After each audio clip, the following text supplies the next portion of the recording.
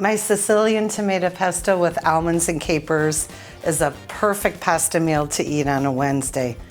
I grew up Italian and it was pasta every Sunday. We'd have Sunday gravy, but we could never wait a full 7 days before eating pasta again. So my mother would always cook a pasta on Wednesday.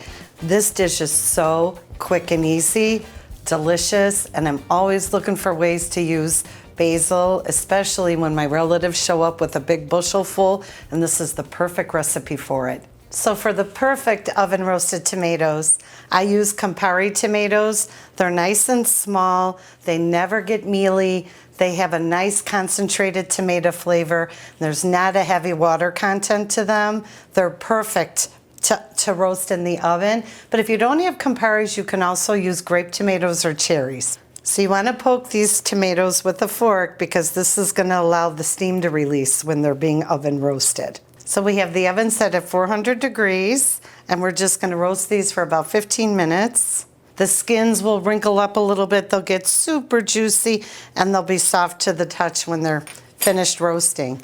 So I've sliced one garlic and just placed those slices in the pan. And now we're just going to drizzle about a tablespoon of olive oil over the tomatoes. Just get a little olive oil on each one. It's a little drizzle. And these oven roasted tomatoes are so versatile. You can incorporate these in your breakfast if you're making scrambled eggs. You can put them in pasta sauce, put them on pizza, put them in stew. All right, in the oven they go. So all you need to make a good Sicilian pesto is a good food processor.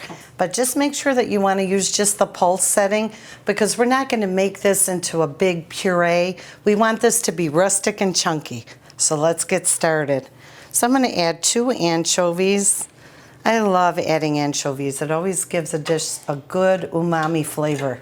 Okay, and now we'll add capers. 2 peeled garlic cloves. Let's add some salt, pepper, and some red pepper flakes. Got to add a little heat. Okay, let's pulse that.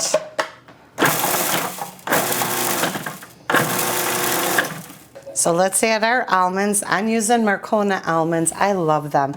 They're super soft and a little sweeter than your regular almonds. But if you don't have Marcona almonds, you can just use regular almonds. They'll just be a little crispier.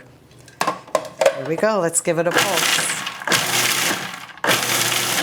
Perfect. Okay. So now we're going to add 1/3 cup of olive oil. Let's drizzle that in there. Let's give another pulse.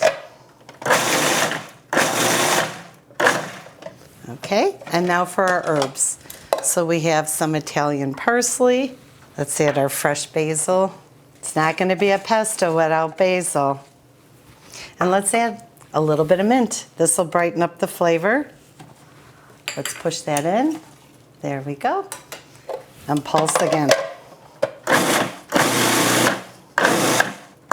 Perfect. And what makes this a Sicilian pesto is we have substituted the almonds for traditional pine nuts that you'll find in your regular pesto, and we're also adding those roasted tomatoes. Okay, let's transfer our roasted Campari tomatoes right into our pesto. I love parchment paper. It makes transfer very easy. Look at that. Let's see if we missed any pieces of garlic. Oh, just one. Okay, and this is super easy. Just with a spoon, just give it a stir and just crush those tomatoes in there. And remember, this is a rustic sauce, so we want some of these chunks to be there. And the tomatoes are super soft, so they're super easy to just burst them right into the rest of the pesto. There we go. We got all those nice chunky bits in there. The sauce is going to be dynamite. Okay, let's cook our pappardelle. So we got the water rolling, boiling, so let's add our salt. This is the perfect time to add the salt, by the way. And let's add our pasta. Give it a stir. Let's check it in a few minutes. Okay, so I'm ready to strain the pasta, but before I do that, I want to save some of the starchy pasta water. And if you don't have pappardelle and you want to substitute a different pasta, and you can use spaghetti, you can use linguine. This pesto even works with penne.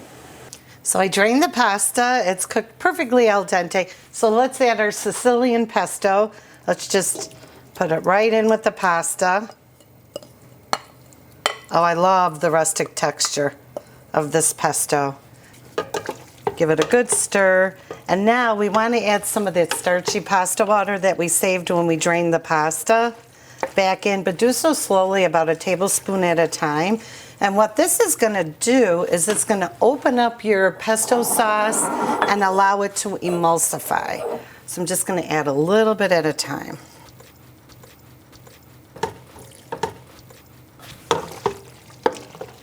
And you just want all that good pesto to stick to the noodles. This pasta smells so good. So I made my own homemade breadcrumbs. I just roasted the bread and I just grated a little bit of orange zest in there. It just adds a nice citrus element to the dish. It's called the poor man's cheese, but if you prefer some pecorino romano, I won't be mad at you. All right, let's plate this. So I just can't wait any longer.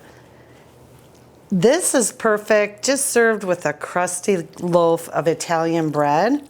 But if you want to add a protein to it, my favorite is salmon. Just grill up some salmon, grill some shrimp, or grilled chicken. All three work really well. And if you want to keep it vegetarian, I love to serve it either with a cold broccoli salad or some asparagus or even green beans. All right, let's add the homemade breadcrumbs. Add a little basil for our garnish. And I can't wait to dig in. Now I'm gonna do like my grandma taught me. I'm gonna go ahead and swirl my fork.